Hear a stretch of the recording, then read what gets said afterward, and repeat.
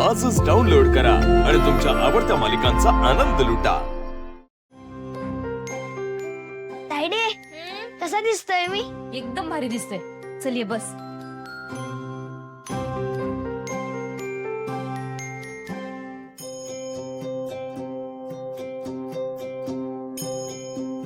तायडे मला तर वाटलं तू तुझ्या कॉम्पिटिशनच्या नादात मला राखी बांधायला विसरतेस. असं कसं इसरेन मी?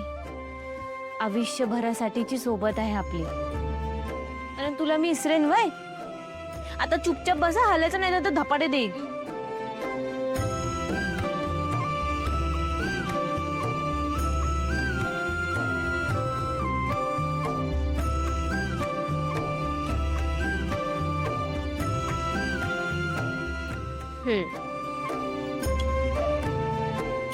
तायडे पाया पड. असू दे रे गणी. माझा आशीर्वाद सदैव तुझ्या पाठीशी आहे. मला पण तुझा आशीर्वाद पाहिजे. प्रिय मॅडम, मी पण माझ्या भावाला आज राखी बांधणार आहे. आणि मी माझ्या बहिणीकडून राखी बांधून घ्यायला आलो. Sir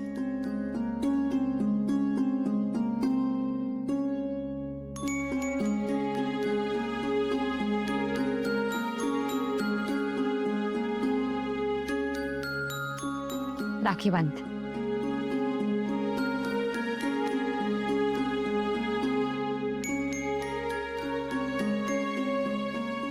happy Rakshabandhan. प्रिय मॅडम, माझा आशीर्वाद सदैव तुमच्या पाठीशी आहे. जाऊ द्या. प्रीतम सर बसा. हा, उठ तू आधी. या बहिणाबाई या.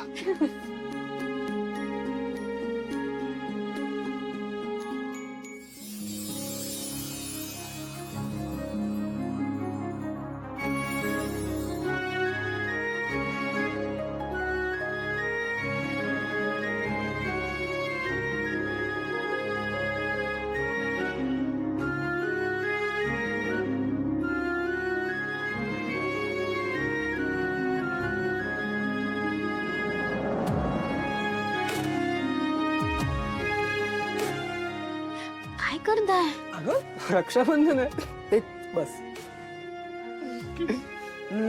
थांब थांब थांब. हे हे काय आता? गिफ्ट आहे. प्रीतम सर, ह्याची काही बी गरज होती का? अगं गरज होती का म्हणजे? रक्षाबंधन आहे आज, मान आहे तुझा. हे घे. अहो, वय वय घ्यावंच लागते. घे आता. थँक्यू. मला तर कोणी बहीणच नाही. म्हणजे आजपर्यंत कोणी मला राखी नाही बांधली. असं का बोलताय तुम्ही? मी आहे की तुमची बहीण. या ना. खरंच? वय हा, आणि तसंही मला राखी बांधून झालीच आहे. ये बस. पारू तुला पण राखी बांधेल. या ना. बस बस बस बस. खरंच? खरंच बसा.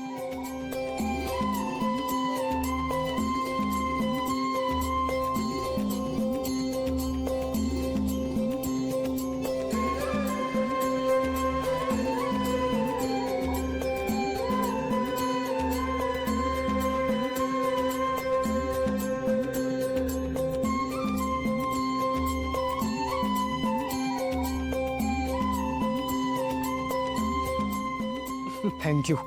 अरे असू द्या. पारू, सॉरी पण ना, तुझ्यासाठी माझ्याकडे काही गिफ्ट नाहीये का? रितोष सर, ओ तुमच्यासारखा इतका चांगला भाऊ मिळाला आहे मला. हेच माझ्यासाठी लई मोठं गिफ्ट आहे. नाही नाही, असं कसं? आज पहिल्यांदा मला कोणीतरी राखी बांधली. गिफ्ट तर तुला मी नक्की देणार. अहो, अरे आदित्य, ये ना बस. पारू तुलाही राखी बांधेल. काय? ए वेडा आहेस का तू? मला नाही पारूकडून राखी बांधून घ्यायची आहे. पारू नाही बांधू शकत दादाला राखी. अरे पण काय प्रॉब्लेम आहे? अरे तू काय भांडण झालंय आमचं. अरे कळलं? वय म्हणून मला राखी नाही बांधायची यांना. त्यामुळे आता परत विचारू नको का राखी बांधायचे काय नाही बांधायचे. अरे परितोष, तू कशाला दोघांमध्ये परत भांडणं लावून देतोय? आता कुठे सॉर्ट झालं होतं. चल ये बाहेर ये. हा, जा जा. चला चला चला. पारू, आज तुझ्यासारखी मला एक चांगली बहीण मिळाली. Thank you so much. तुला मी गिफ्ट नक्की देणार. वय येतो.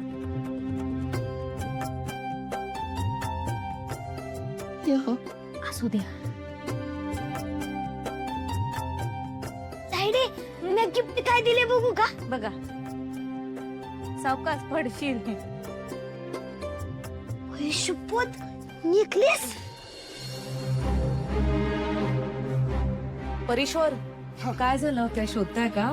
आता पारूने मला राखी बांधली. मला आता हक्काची बहीण मिळाली.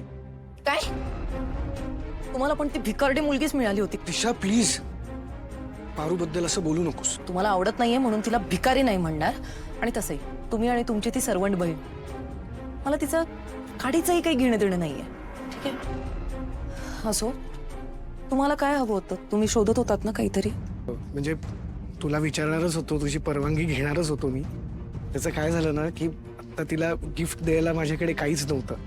म्हणलं तुझ्याकडे जर एखादा दागिना असता जो मी तिला गिफ्ट देऊ शकलो असतो तर खूप छान झालं असतं. म्हणजे आता एवढ्या रात्री मी कुठे जाऊन आणणार ना काय. जिथे बघावं तिथे ही पारू आहेच. माझं आयुष्य डिस्टर्ब करायला बसली ही.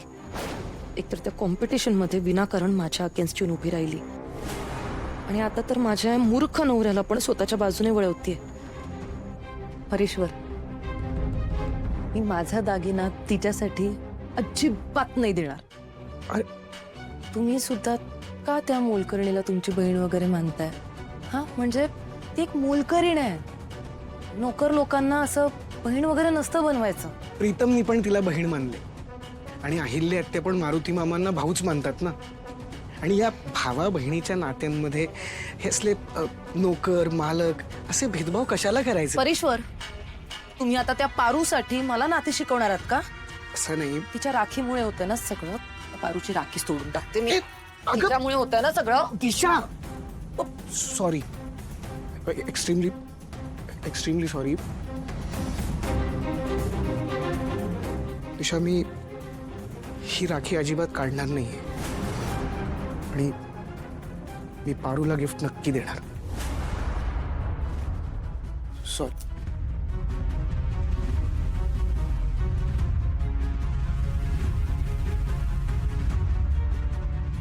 कधी न बोलणारा मंद पोपट आता मला उलटून बोलायला लागला. आणि हे सगळं त्या भिकारड्या पारूमुळे घडतंय. तिला अद्दल घडवल्याशिवाय आता मी राहणार नाही.